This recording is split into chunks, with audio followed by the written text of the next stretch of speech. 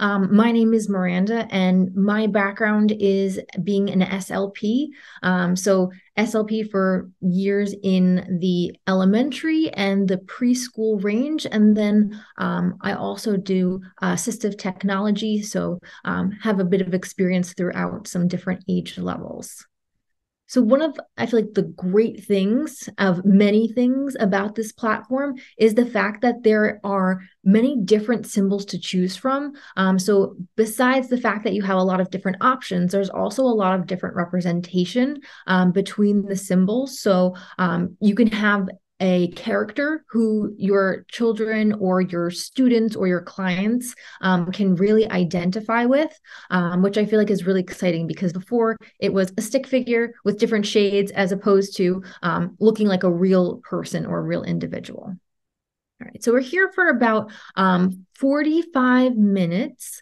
And so I wanted to give some overviews in some different areas about the platform, but I also wanted to show some features or some ways that you can use some of these different areas to customize for your own purposes. And one of my current favorite areas on this platform is the game center. And I feel like that's an area that can be really flexible to make different interactive activities.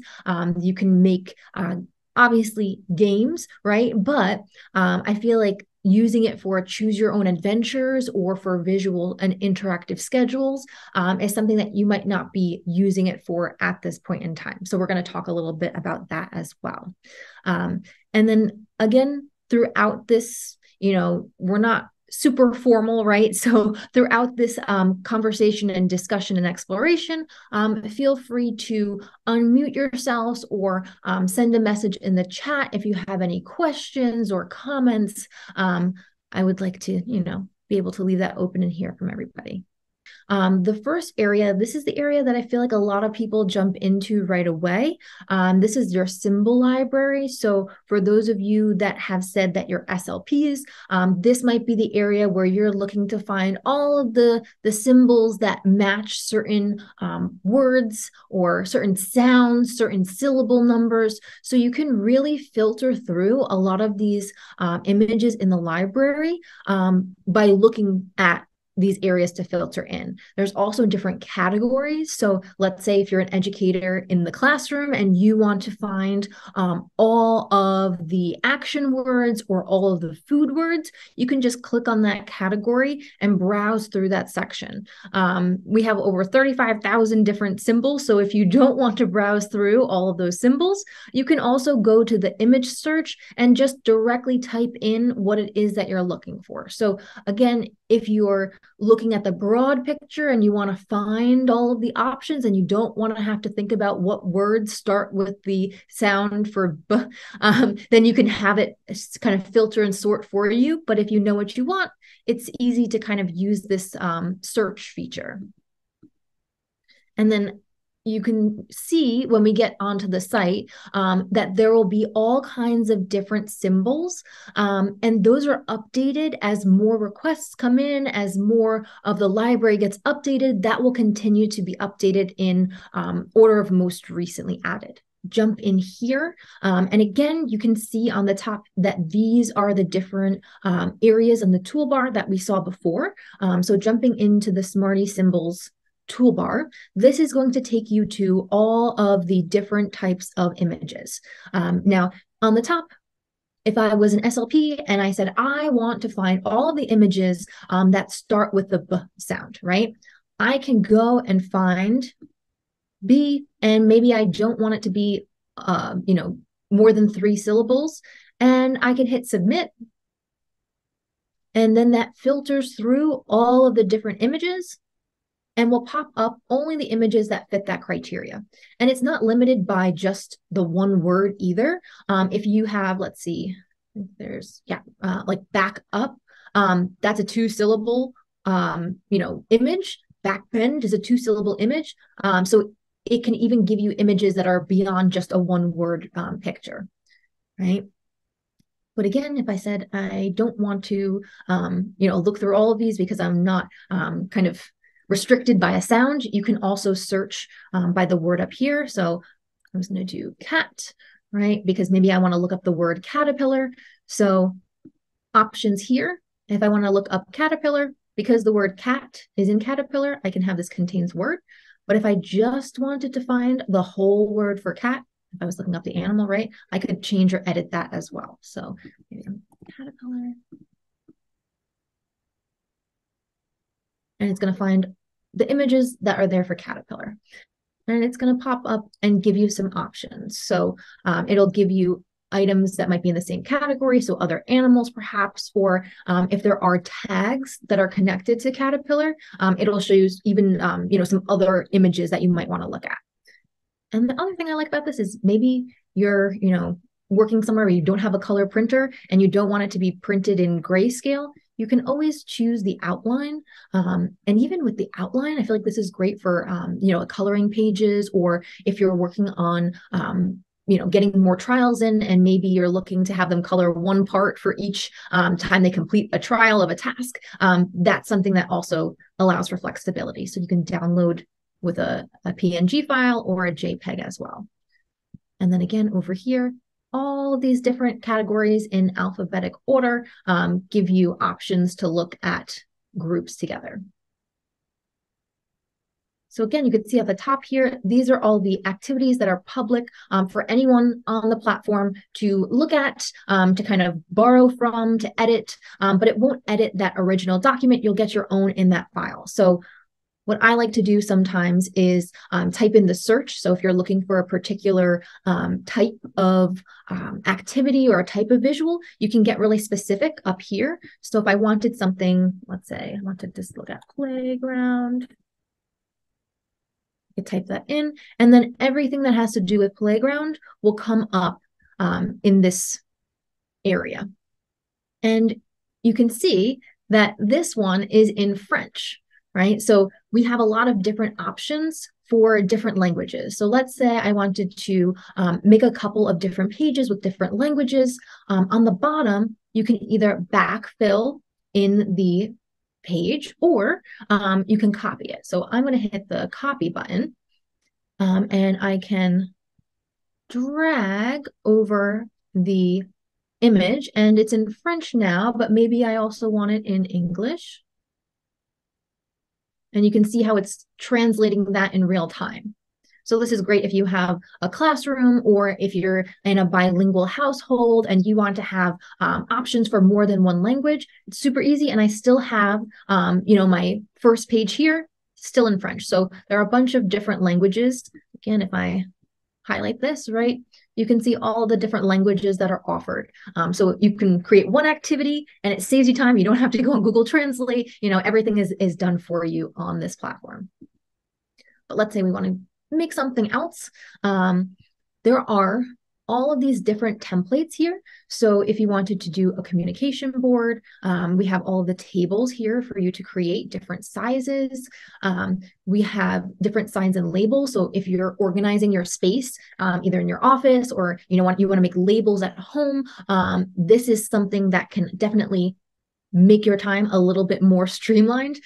We also have some of these seasonal designs, which I think are super fun, because you can do, your farm animals. I've seen that people will take the farm animals, they'll put the symbols in them, and then they make like a little file folder game or puzzle with them. So there's different options for that. And then also interactive books. If you're using those, again, pieces of Velcro to make your books more interactive, this already has everything set up and streamlines that process. And one of the, I feel like, underrated sections is the comic section. So if I just click on these templates, it pops up on the screen. And I created one that looked at Jack and the Beanstalk and what was the perspective from the giant side.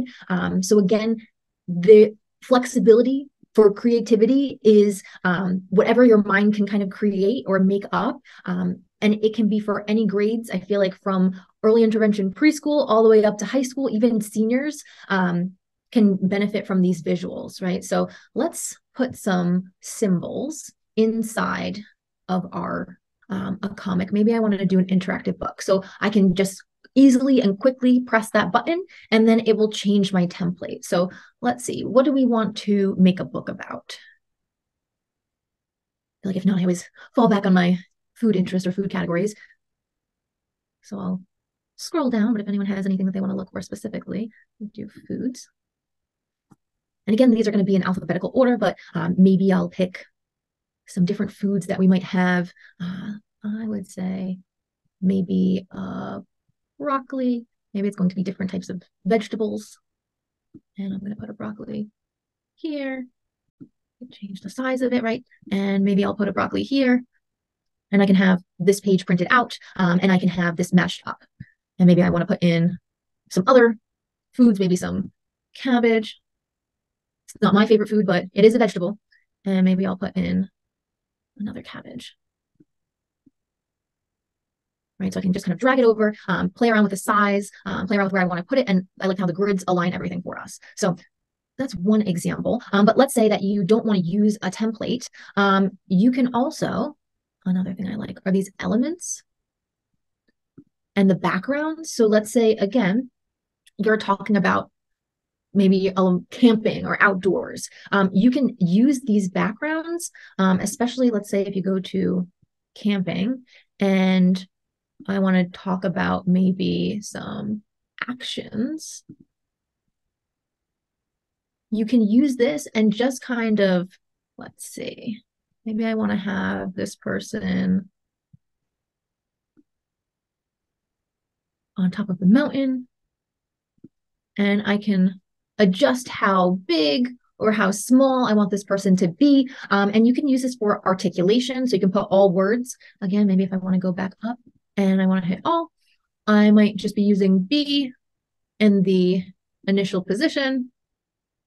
And I can just drag over all of the artic words that I want to focus on for my session. Or maybe I have language that I'm looking to address. So maybe all words of a specific category. So you can use this to kind of print out or, download the PDF and share it on a screen or an iPad or a projector and talk about those topics.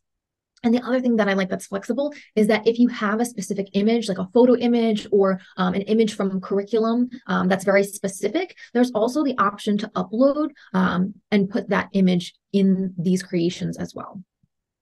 And then you can either download it as a PDF. We always want to save as well. And then this is where you can kind of decide if you want to share it with everybody, or let's say it has names in there and you don't want to share it, you can keep it private. Or if you're in a school district or a private practice, you can decide just to share it within your organization. That way, again, you're saving some time. You're not needing to reinvent the wheel if everyone's able to kind of share with one another, which is great. So I'll make this one private.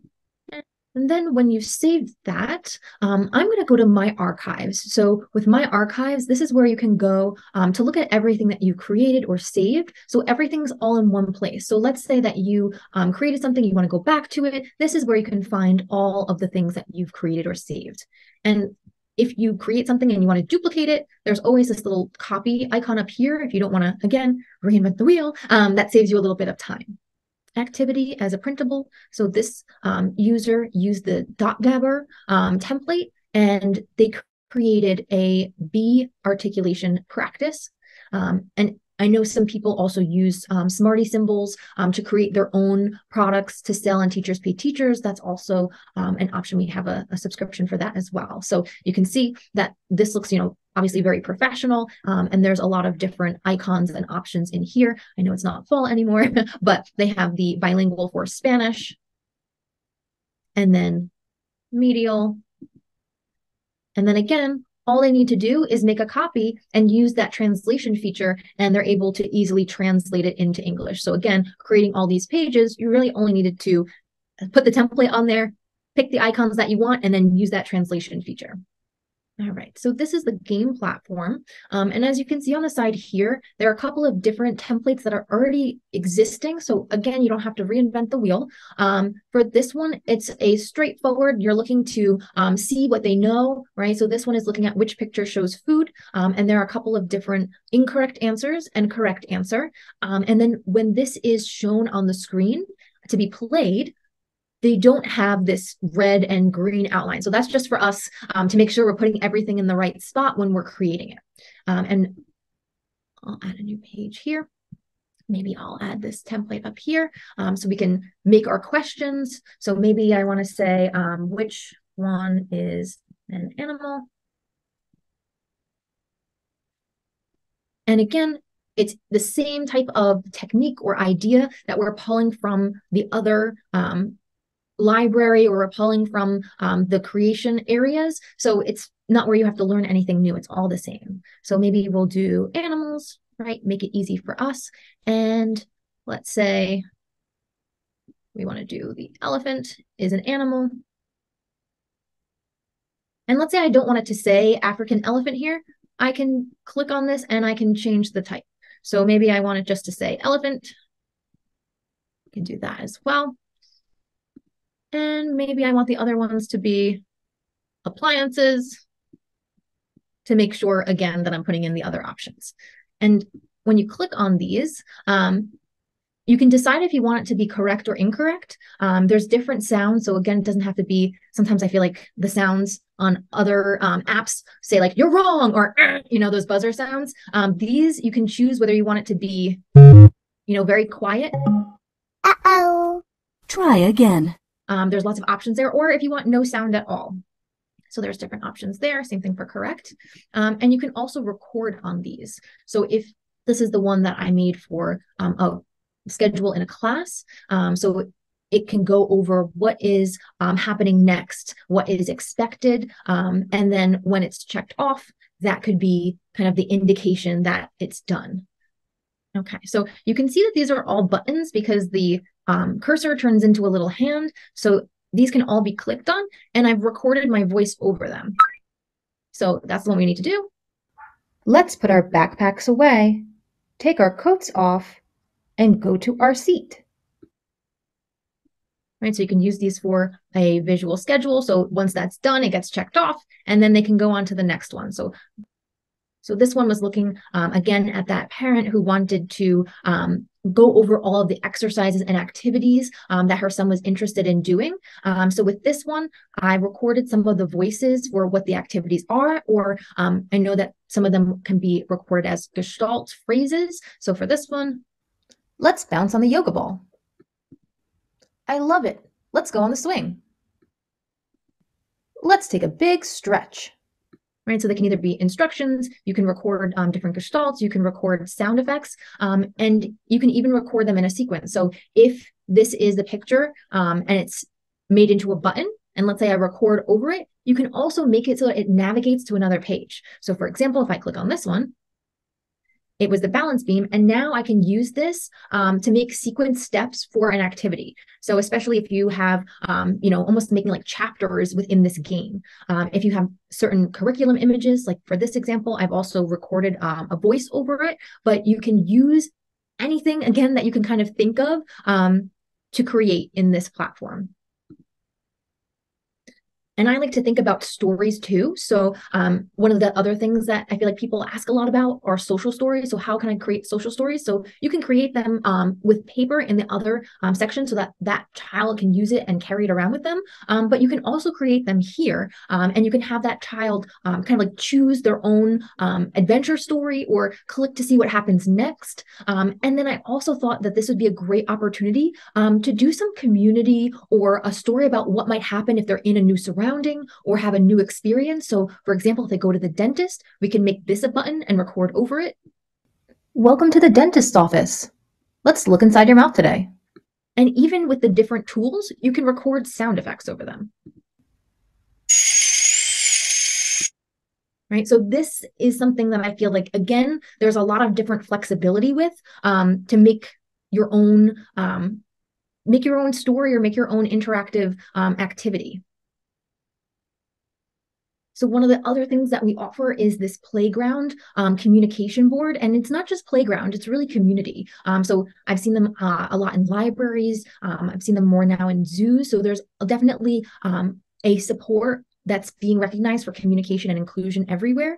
So if you're interested in a playground or communication board, we do have supports on our website here for playground communication boards. Oh, and there's our link there. And again, we do have a lot of supports. I know that where our company is really looking to support the marriage of getting people who are in need to those boards. So I know that they're also helping a lot with different fundraising activities. So if you say, I really want one, but I don't know how we can raise that money, there are, supports there as well. Yes, I'll show you how to do that. So I'm going to go back to our main page. And I can go into this printing center because this is where you have all of those templates. And if you have, let's say, again, maybe you're creating a visual schedule, maybe you're, using and pulling in some curriculum, maybe you're sequencing something. I'm going to just use this first. Then, if you look at this arrow down here, right below elements is this uploads icon. And I have this image of the balance beam, but you can upload any image that you have from your desktop or from your, again, your downloads area, and you can kind of drag it in there within that template. Even if you didn't want to use that template, and again, maybe you're using a backgrounds element, you can drag in your image, and then you can make it a little bit bigger, kind of move it around, right? Maybe I wanted to go into elements and maybe I wanted to make a border, right? And maybe it's a picture of, the child, and we say, let's say, congratulations, right? Maybe they did something exciting. So you can, and then again, I find that with the, like if you're in the same district as a couple of other educators or SLPs who are using Smarty symbols, again, if you want to share between, but you don't want to share publicly, then you can use, your images of whatever you need, and it's going to be, safe and private. With that, I know that you guys have been wonderful, and I appreciate you and your time. If there are any other questions, you can feel free to ask them now or reach out to me. This is my email address. We also have Danica, who's great at answering our questions, and we have a team of troubleshooters. If there's any technical questions or anything like that, folks are really good at getting back to people about it. Perfect. All right. Thanks, everybody, for joining. Hope you have a wonderful rest of your day. I know here the sun is setting, it's getting dark, but thanks, everybody.